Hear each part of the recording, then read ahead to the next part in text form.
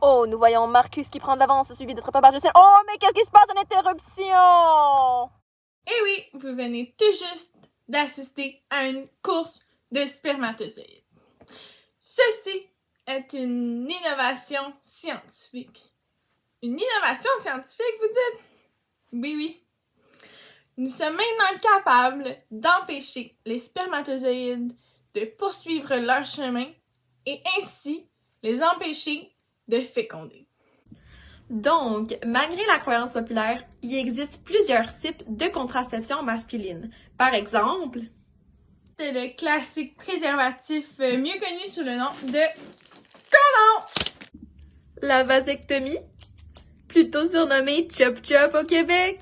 Ensuite, il existe la pilule pour hommes qui a malheureusement pas été approuvée au Canada dû aux nombreux effets secondaires. Le plus important pour aujourd'hui, le RIZUG. RIZUG signifie inhibition réversible du sperme sous surveillance. En fait, c'est une méthode qui a été développée en Inde alentour de 2003-2004, mais qui a été approuvée seulement en 2019. Donc, c'est des années de recherche pour arriver à un résultat. Puis, c'est assez simple comme principe. Ça ressemble un peu à la vasectomie. Donc, c'est un gel qu'on va venir injecter dans le canal déférent et qui va bloquer le passage aux spermatozoïdes en les tuant. Donc, on va voir une petite représentation visuelle. Donc, on a le canal déférent représenté par une flèche. Ici, où il y a la seringue, ça va être où on va injecter le gel. Donc, on voit ici de plus près les spermatozoïdes qui nagent et qui s'en vont vers le gel qui va les tuer. Mwahaha! Donc, comme nous le savons, pour créer une solution, nous avons besoin d'un soluté qui va être dissous dans un solvant. Donc, moi, j'ai pris comme exemple le sel, qui va être notre soluté, et de l'eau, qui va être notre solvant, qui va créer notre solution d'eau salée. Notre soluté à nous va être un copolymère. Mais qu'est-ce qu'un copolymère? Un copolymère est composé d'un monomère numéro 1 plus un monomère numéro 2. Mais comment créer notre soluté? Nous aurons besoin des rayons gamma du cobalt 60 qui vont venir lier nos deux monomères. Donc, petit rappel, monomère numéro 1 plus monomère numéro 2 donne le copolymère. Donc ici, notre monomère numéro 1 va venir se remplacer par le styrène, plus précisément, qui ressemble à ça. Monomère numéro 2 va se faire remplacer par l'anhydride maléique, qui ressemble à ceci.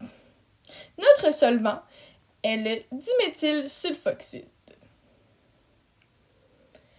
Ensuite, nous avons notre soluté. Nous avons notre solvant. Il nous reste à mettre le soluté dans le solvant. Nous sommes maintenant prêts à l'injection. Yay! Yes, notre solution est prête. Donc maintenant, on est prête pour la procédure.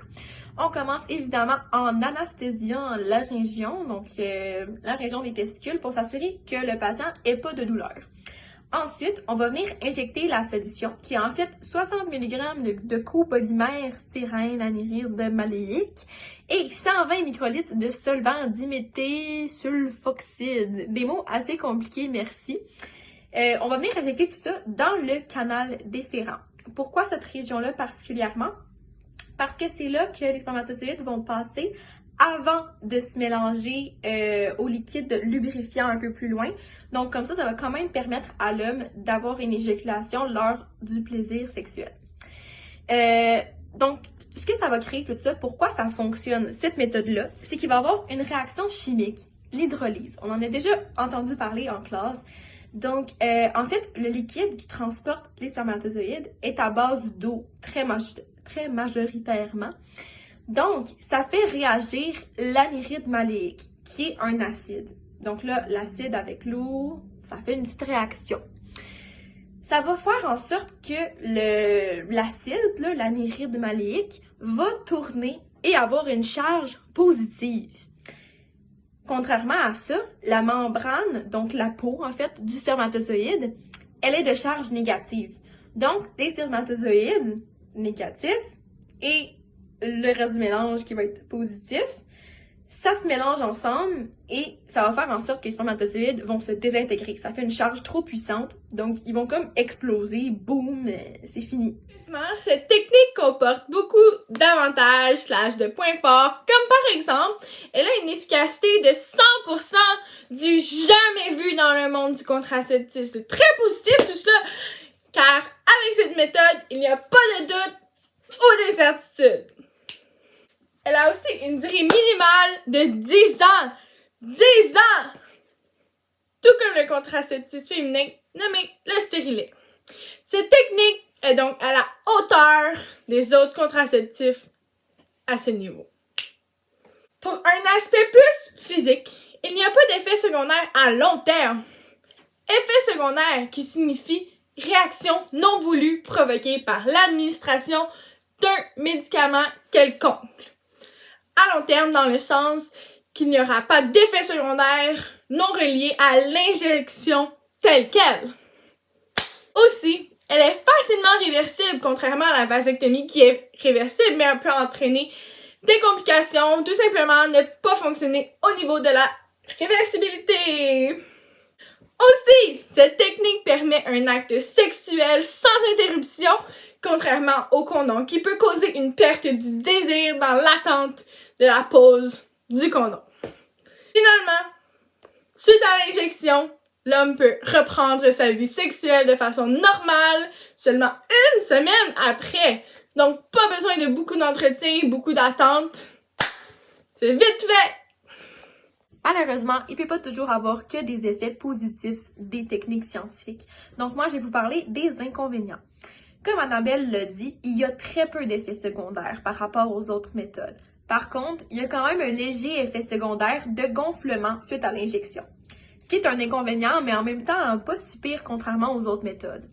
Bonjour, petite précision que j'aimerais ajouter. Dans le fond, l'effet secondaire du petit gonflement n'est qu'une possibilité. Ce qui veut dire que ça n'arrive pas à tous les hommes. Ce qui réduit un peu l'ampleur de l'effet secondaire. Ensuite, c'est que ça donne pas de protection contre toutes les ITSS, donc les infections transmissibles sexuellement ou par le sang. Par exemple, le condom, lui, c'est pas mal un des seuls contraceptifs qui va protéger de tout, ce qui est vraiment pratique. Ensuite, un autre inconvénient qui est assez triste, là, je vais vous dire, c'est que c'est testé sur les lapins et les macaques. Donc malheureusement, pour cette technique-là, on a fait l'usage d'animaux qui sont quand même des êtres vivants pour faire nos tests et tout ça, pour donner des merveilleux résultats quand même, mais faut penser aux animaux aussi.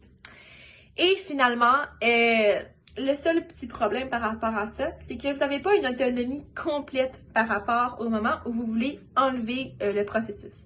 Donc, c'est un processus qui est réversible, oui, mais vous devez prendre un rendez-vous avec le médecin pour vous faire enlever le gel. Donc, c'est faisable, c'est juste que si vous décidez que c'est maintenant que vous voulez avoir un enfant, il va y avoir un certain délai avant que ce soit possible parce qu'il va falloir que votre médecin soit disponible, il va falloir se préparer à la procédure et tout ça.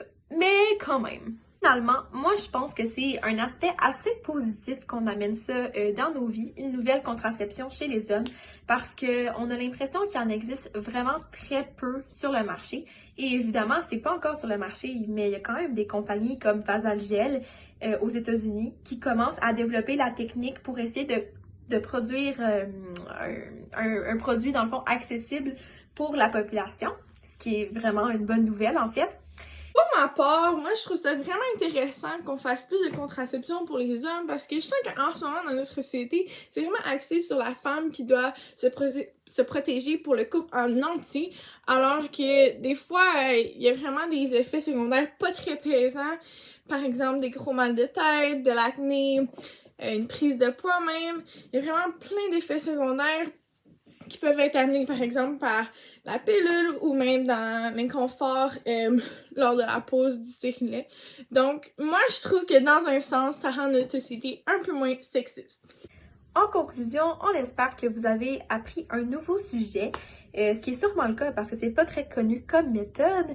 Et puis aussi, que vous avez aimé notre présentation et que vous passerez une bonne journée. Donc, Merci de nous avoir écoutés!